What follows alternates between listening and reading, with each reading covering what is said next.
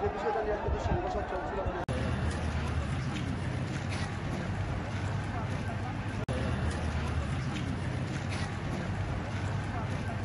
কেন্দ্র হরিয়া কিন্তু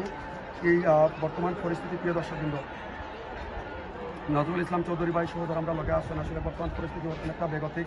আমরা দেখার চেষ্টা করা আমি তোমাদের আইন শৃঙ্খলার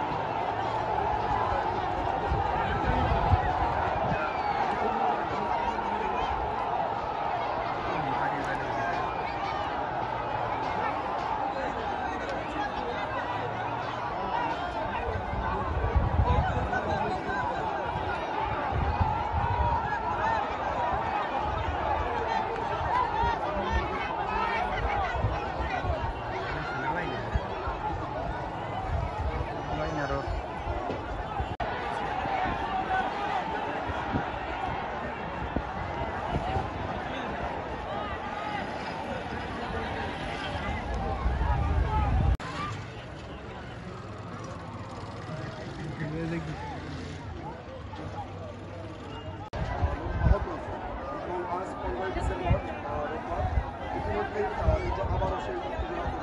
তিনটি গ্রামের মধ্যে সংঘর্ষ চলছে মূলত যে বিষয়টা নিয়ে কিন্তু সংঘর্ষ চলছিল